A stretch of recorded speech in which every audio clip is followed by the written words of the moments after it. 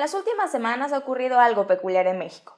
Después de casi 2 años de ignorarnos y de aprobar reformas sin consultarnos, ahora resulta que a los partidos políticos les surgió el espíritu de la participación ciudadana y la opinión de la gente sí les importa. Aliados entre ellos hacen como que no nos ven y no nos escuchan, pero cuando rompen, somos la razón de su existir. Seguro has escuchado que a los partidos políticos se les ocurrió la brillante idea de hacer consultas populares. Tanto el PRD, Morena, el PAN, el PRI e incluso Nueva Alianza, sí, como lo oíste, hasta Nueva Alianza, que no representa a nadie ni en las cámaras ni en la realidad, anunciaron que realizarán consultas. ¿Será que los partidos de verdad quieren conocer la opinión de la población o solo habrá fines electorales detrás de todo esto? De acuerdo a la página de Consulta MX, el PRD promueve una consulta popular para echar atrás la reforma privatizadora que Enrique Peña Nieto y sus cómplices PAN y PRI aprobaron el año pasado. A ver, ¿cómplices solo PAN y PRI? ¿Que no el mismo Zambrano posó orgullosamente en la foto firmando el Pacto por México? Tras conformarse como partido político, Movimiento de Regeneración Nacional propuso una consulta popular con el mismo objetivo: echar atrás la reforma energética. Contrario a las predicciones, Morena ha logrado conseguir muchas firmas. Lo que es lamentable es que la izquierda haga 2 consultas. Si en verdad se quiere tumbar dicha reforma, lo que deberían de hacer es sumar fuerzas. ¿O es que acaso en la Regeneración Nacional solo caben ellos? Y aunque usted no lo crea, hasta la derecha promueve consultas y el PAN sorprendió a todos cuando anunció que era una consulta popular sobre el salario mínimo. Hasta el momento la propuesta ya fue calificada por expertos y analistas como populista, oportunista y superflua, ya que este tema requiere un debate profundo más allá de una consulta. La pregunta aquí debería ser para Fox y Calderón: ¿por qué en los 12 años de su gobierno no se les ocurrió subir el salario? Aparte, no es ningún secreto que el PAN es un partido tradicionalmente ligado al poder económico de este país. Si ellos quisieran, sin necesidad de ninguna consulta, le podrían decir a los militantes que son empresarios que suban los sueldos y que dignifiquen la vida de sus trabajadores. Finalmente, quien vino a darnos la sorpresita fue el PRI. Así es. También el partido hegemónico plantea una consulta popular que propone la reducción de los legisladores plurinominales. Gran idea. Elimina contrapesos en las cámaras y se consolida como mayoría. Para que esta iniciativa prospere, el PRI debe realizar la difícil tarea de conseguir alrededor de 1.600.000 firmas de ciudadanos antes del 15 de septiembre. Si esto de verdad era una urgencia para este partido, ¿por qué no lo incluyó en el Pacto por México o en la reforma política? Que no nos engañen.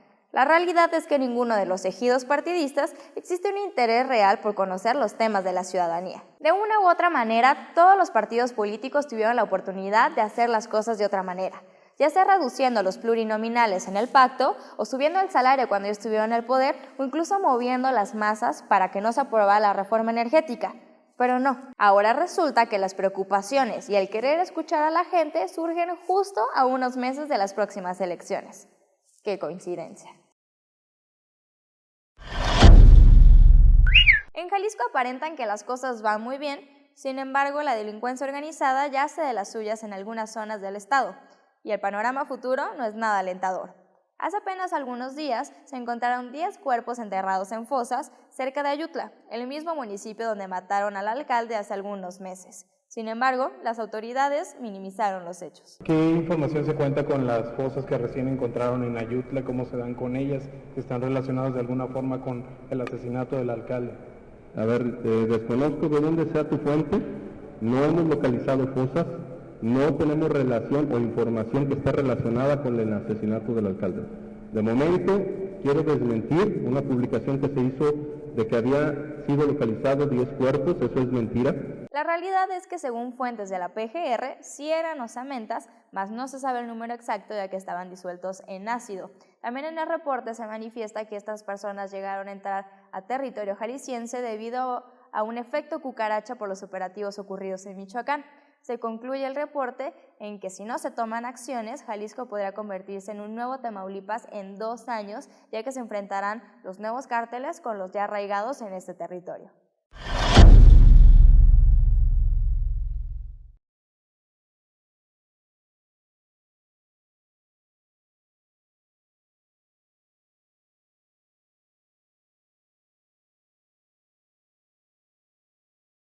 La pregunta con más me gusta esta semana es de Aldo Alan, quien dice: ¿qué beneficios traerá la reforma energética? ¿Cómo se ejecutará? ¿Cuál es la trampa de los políticos? ¿Y cuál es el riesgo que podría correr nuestro país?